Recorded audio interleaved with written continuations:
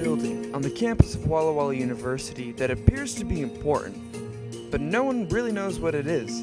It just mysteriously stands there as students hurry by.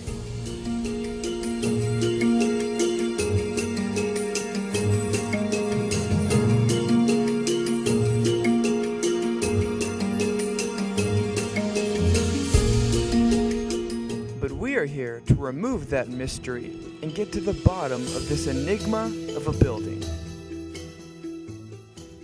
My name is Glenn. I work at plant service down at plant service building, but I also work here at the power plant. Two jobs I have are electrical and the power plant. I've worked here for 35 years, coming up this spring. I graduated here in 1977 with a degree in industrial arts. Thought I was going to teach. Instead, they offered me a job here. I've been working here ever since, and still teaching, but just training students that work for me. We now know a little bit about Glenn's history, but what about that of the power plant? It was built soon after World War II. The first part of the building went in. It's been added on to since then. But yeah, World War II, we had a lot of influx of students coming in from the war, and the school was kind of in a building program at that point. So early 40s, it grew from 2 boilers to 3 boilers, and those were boilers were probably about as big as big as a semi, not as long but as tall anyway. And they filled up the building here, 2 of them. Those were taken out in '85 and replaced with 3 smaller boilers, so we can now shut off boilers. We don't have to use just 1 boiler. Well, this building is probably at this point in time one of the major important buildings on the campus. This houses the steam boilers, which heats the campus.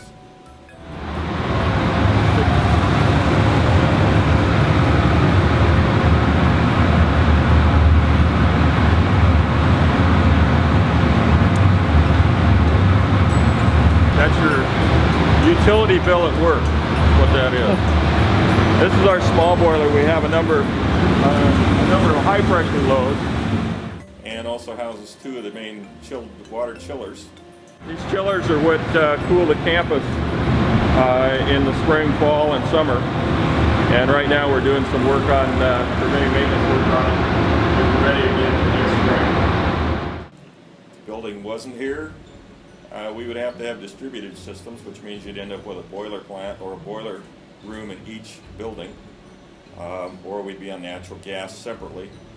So this building, by being here, we were able to centralize the plant. We buy all our gas in one place.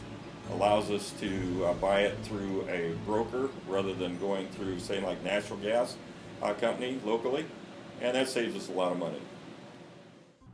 With so many years of experience under his belt, I was curious if the job had taught him something especially valuable. There's as many different ways to do something as there are people.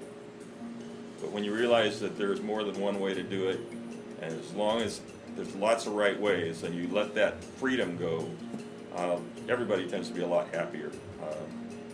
So that's probably the biggest thing I've learned over the time working here. With our questions answered, we can now hold a greater appreciation for the essential work that the people like Glenn accomplish for us. As always, stay curious, my friends.